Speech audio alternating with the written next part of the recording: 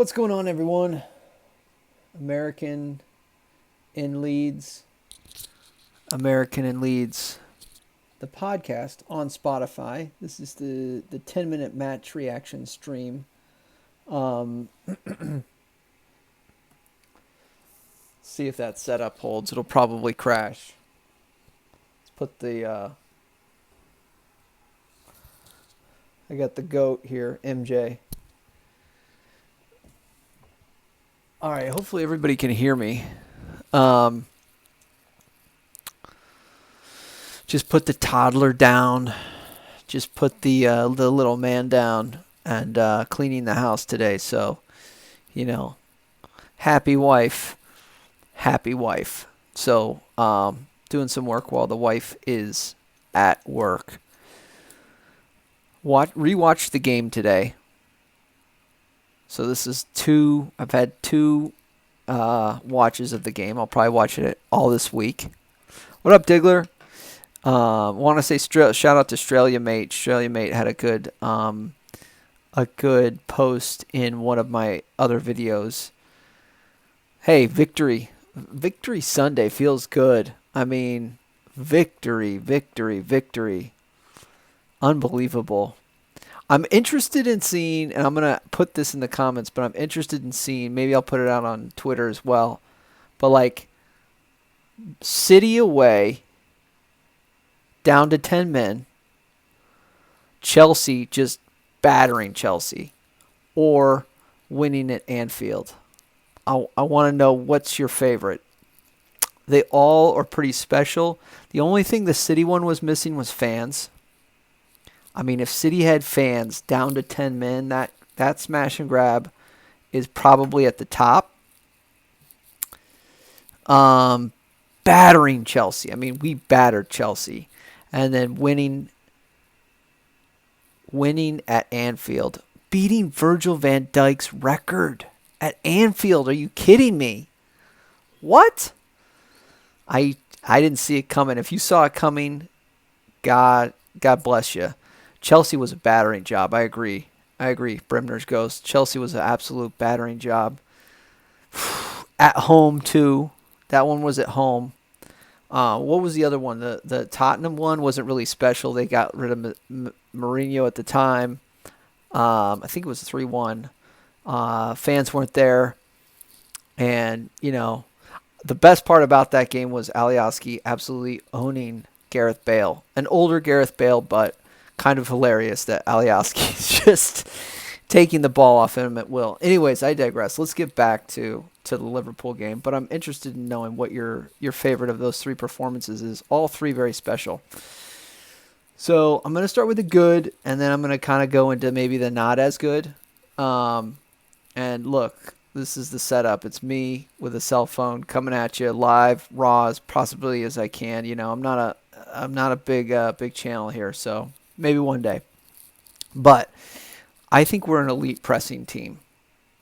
That's what I think we're an elite. That's our identity. Our best thing that we do is we press. And I think that we could press almost with anybody in the world. So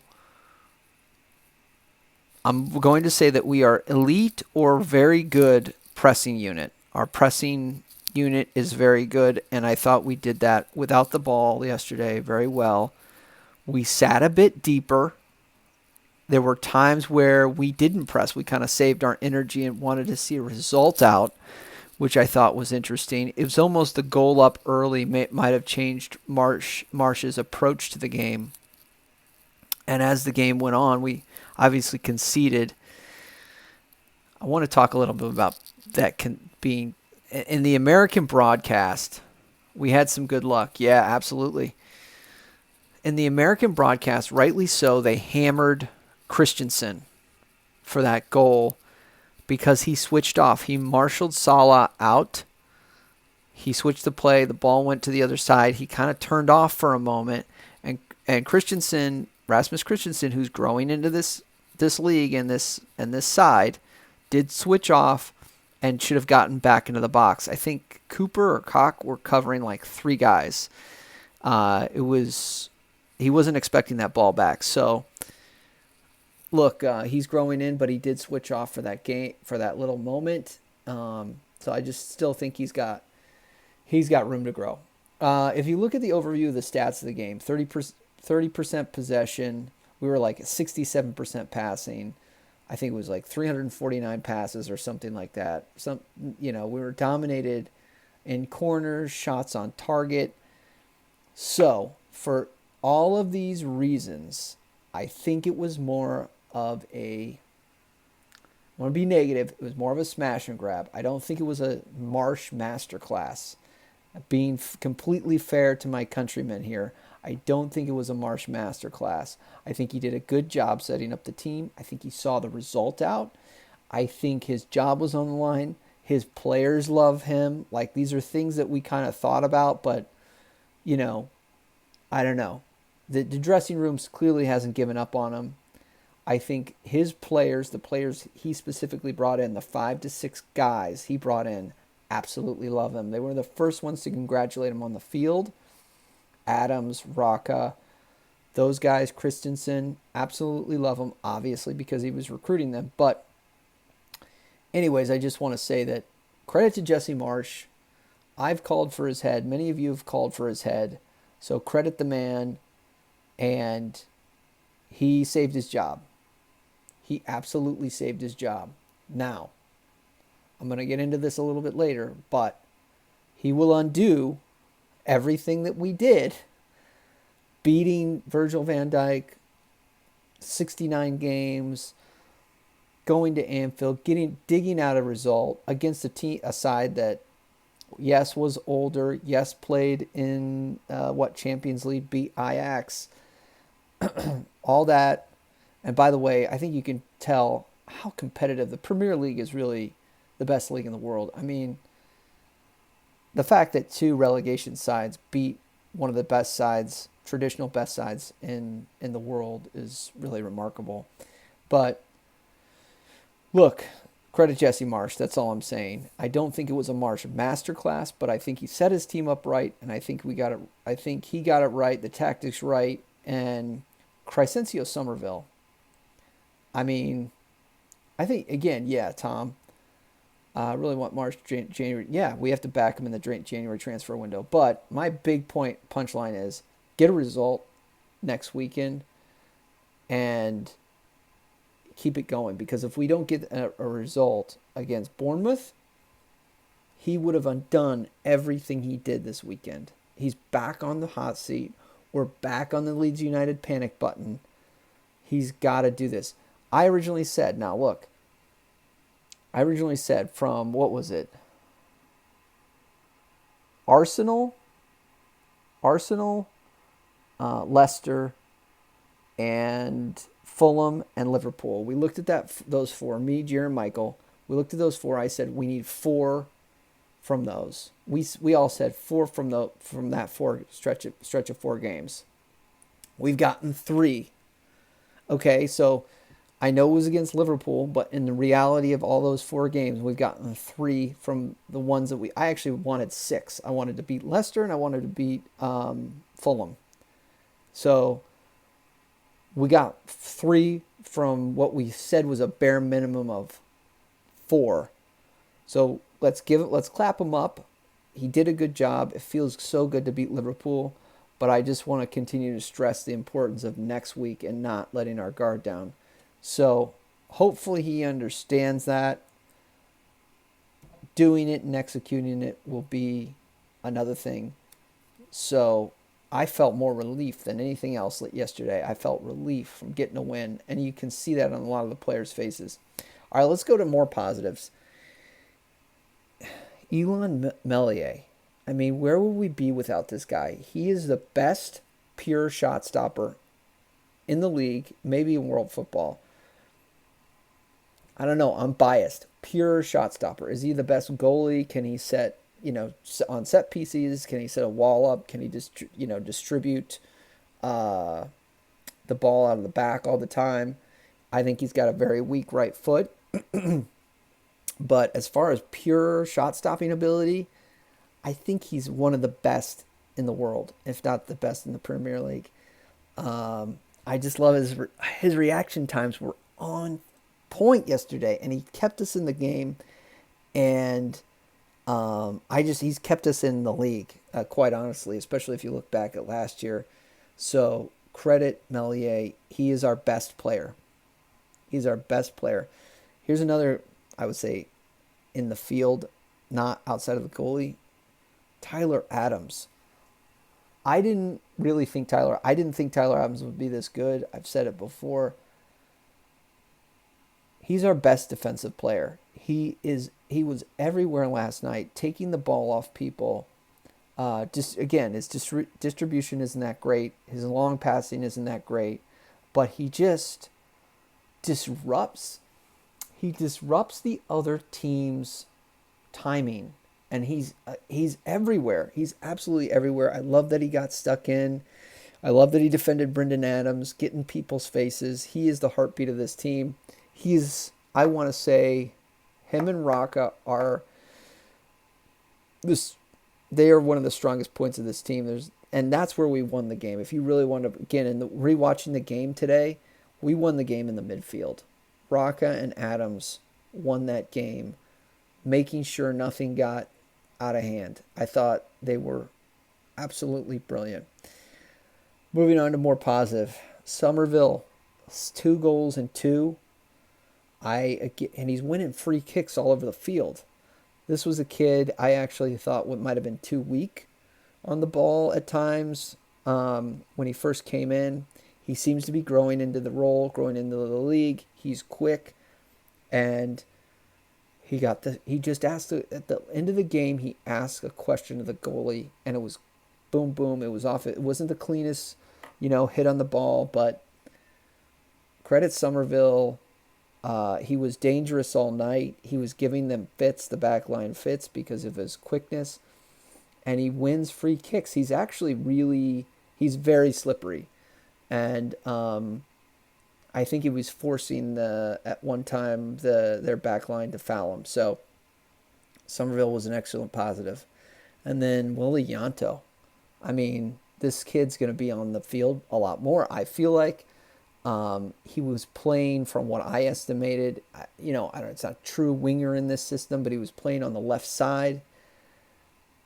He might be, so if Sinisterra were to come back in, I think Somerville might have taken Harrison's shirt. That's what we want.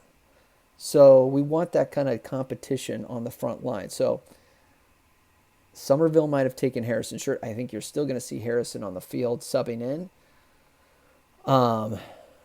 And I think Willie Yanto might have passed Gelhardt in terms of his in the pecking order, quote unquote. I still like Gelhardt. I think Gelhardt and Somerville understand how to play next to each other. I love that clip at the end of the game of Somerville, Gelhardt, both with their arms around Somerville, understanding that journey in the U23s, the grind that they've had, winning PL2, going down, Gelhardt in and out of the team last year. But those 3 guys are really together, and they've been leading Leeds in the development side. And then you saw Mark Jackson hugging Somerville. I mean, you understand the grind that those players have gone through and what that means to get that vital goal when we're fighting tooth and nail for the freaking season. So that was so beautiful to see. And, so I think Somerville and Yanto are both going to get the centering pass from Yanto as he was kind of being marshaled by two guys out there. I thought was beautiful. The only negative I have is Patty. Patty is still out of form. That touch that he had in the box, I think it was 70 minutes, 60 or 70, something like that. It was so poor. I think he tried to take it with his left because he didn't want to take it with his right. He's just second-guessing himself. And I think if I am reading the tea leaves with Marsch, I think Paddy Bamford has fallen further down the pecking order. I don't know if we'll see Paddy. He certainly won't start the next game. And I don't know if he'll be the first one to come on for Rodrigo. Um, so we'll see. I mean, you saw Jesse's reaction there when he messed the ball up, and his first touch was terrible. Um, I think Jesse is frustrated with Patty. I don't know if Patty's just out of form, but I think he's got it in him. I just think I don't know. I think it's a mental block now at this point. At this point, when you're messing balls like that up, because that's stuff that he shouldn't have trouble with, really. I mean, he shouldn't have trouble with that stuff. So that's basics. I think that's really the only bad I have. And then the last thing I guess I'll just repeat is the warning. Don't undo what we just did. You do that. If you lose to Bournemouth or don't get a win, if you don't get a win next week, you've undone this. So continue. This has got to kick our season on. I mean, otherwise, he's back on the hot seat. He's back on the hot seat. And again, we are clearly an elite, a very good to an elite pressing team. That is our identity. We have to continue the development with the ball, and otherwise soak this freaking win up. I'm gonna rewatch the game. Here we've got an app on. It's called Peacock. Weirdly enough. Hello from Switzerland. Hello, how are you, Gear Shot? I'm just telling everybody to soak this thing in, and let's get a result next week. Credit Marsch. He saved his job. We got to win at Anfield, and keep it going. Keep it going, boys. I wanted everybody put a shift in for the gaffer last night. I'll say the ugly. That's right. I did have an ugly. Usually I have good, bad, and ugly. The ugly was Rad Razani tweeting after the game. What are you doing, man? Yeah, we got a long way to go. It's like he was tweeting that one up. He just needs to be a quiet owner at this point. It's like the gargoyles were at the gates 24 hours ago, pal. Don't tweet anything. So, anyways, big win. That's all I got. My notes from the game. Just keep it up, Leeds. Come on, let's get this. Let's get mid-table. Let's slay some big six. And let's have a season here. Let's get it. Let's. I don't want to worry about relegation. We had that last year. Must win against Bournemouth. Absolutely, Andrew. Absolutely. We got to win against Bournemouth. Don't undo what we did last year. Don't undo what we did yesterday. Keep it going. Keep that press going. And I want to see, here's the thing. I want to see the intensity of pressing that we had against Liverpool, Arsenal, and Chelsea. Do that to Bournemouth. Don't do it onesie, twosie. Jeers talked about going half pregnant on the non-top six sides on the pressing, and he's absolutely right. We got to hunt in packs at Bournemouth or when we host Bournemouth. Don't just do a little run to the keeper. Let's keep it going. And, again, Crystal Palace was a prime example of it, where we dominated Crystal Palace, and then we let the foot off the gas. A la Southampton. We let them tie the game. So let's kick on. We can play with anybody. This team can play with anybody. I can't believe I said that. But they can. They have clearly shown they've played the best teams in the world. They've taken them to the mat. They've played them off the pitch. You can do it there. You can definitely do it against some of these other sides. So let's see it. Let's see it. Don't let your foot up the gas. Okay. That's it. I got to go back to cleaning the house and watching a toddler. Marching on together. Leeds, Leeds, Leeds. Like, comment, subscribe. Smash the like. There's 10 to 12 of you guys in here. That just spreads it across the algorithm. We're going to try to stream, I think, either Monday or Tuesday with Michael or Gier. Leeds, Leeds, Leeds. Brimner's Ghost. That's it, baby.